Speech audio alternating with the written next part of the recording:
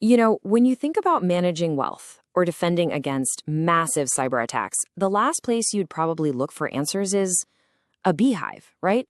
Well, what if I told you that's exactly where the secrets are hidden?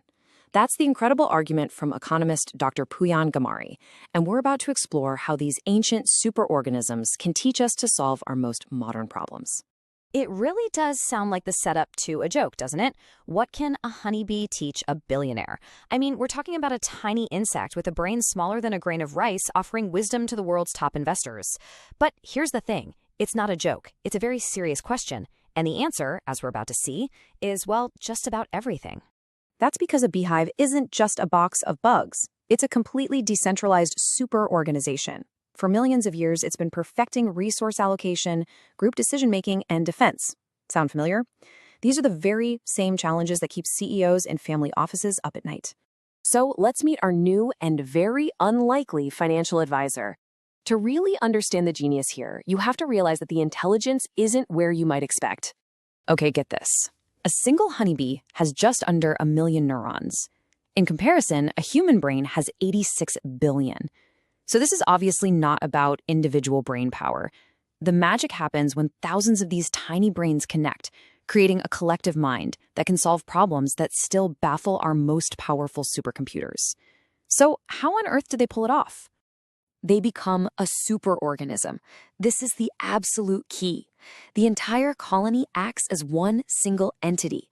There's no CEO bee, no manager calling the shots, yet they operate with this stunningly unified intelligence. That collective mind is where all the secrets lie. So if the colony is one giant brain, how do all the parts talk to each other? How does it share information about, say, a brand new opportunity? Well, the answer is one of the most remarkable forms of communication on planet Earth. It's the famous Waggle-dance. And believe me, this isn't just random wiggling. It's a highly precise data packet. Inside the pitch-black hive, a forager bee is essentially dancing out an investment memo. The angle of her dance? That tells you the direction to the asset. The length of the dance? That's the distance, or the travel time. And the sheer vigor of the dance? That's the quality of the return. It's a perfect, standardized report on a new opportunity. Now, let's translate this straight into the boardroom. Dr. Ghamari calls it the Waggle-dance protocol. Imagine if every single investment pitch had to answer the same 3 questions. Direction, what's the asset class? Distance, what's the holding period? And quality, what's the risk-adjusted return? It forces every idea to be presented with the same crystal clarity that bees use every day. But clear communication is just the first step. How does the superorganism govern itself when it's time to make a massive, high-stakes decision, especially with no one in charge? Just think about this for a second. An entire colony needs to find a new home. We're talking thousands of bees that have to agree on one single location out of dozens of options. If they make the wrong choice, everyone dies. So how do they get it right almost every single time?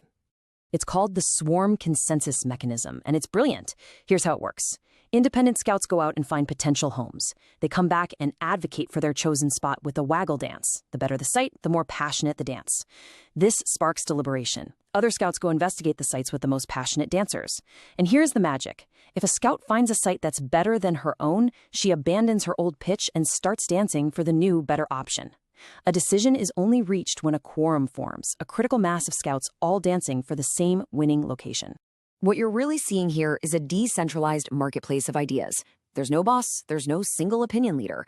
The system itself naturally filters out the bad ideas and prevents groupthink, allowing the very best solution to rise to the top. It's a perfect model for any boardroom. Okay, now let's apply this to a completely different and very modern field, cybersecurity. A hive is a treasure trove of resources that's under constant attack. How does it defend itself? Yep, you guessed it, swarm intelligence. Dr. Ghamari maps this out in a 4-layer framework. You have your perimeter sentinels like guard bees at the entrance. Inside, you have the internal patrol, constantly monitoring for trouble. If a threat is detected, you get the alarm and response, a pheromone alert that triggers a massive coordinated defense. And finally, the hive has a collective memory, learning and adapting from every single attack. But there's a chilling flip side to this. These principles are what's known as dual use. The same decentralized strategies that make for such a brilliant defense are now being used by hackers to build resilient attack networks that are incredibly hard to stop. This isn't just theory. This is a new arms race. All right, so let's pull all these threads together: communication, governance, and defense. Dr. Ghamari synthesizes all of them into one comprehensive framework.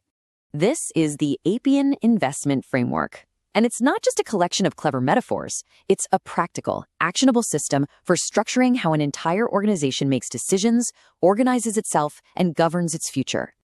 It all rests on 3 pillars. The Waggle-dance protocol standardizes how you evaluate opportunities. The division of labor architecture creates a flexible, dynamic team structure based on how bees change jobs as they age. And the swarm consensus mechanism provides that robust process for making big group decisions. Together, they create a system that is resilient, adaptive, and deeply intelligent. And that brings us to our final thought. The honeybee colony is a system that has survived and thrived for over 100 million years through ice ages and catastrophic extinction events. Our modern financial systems are, by comparison, infants. The question isn't whether nature has something to teach us, but whether we're finally ready to listen to its oldest and wisest advisors.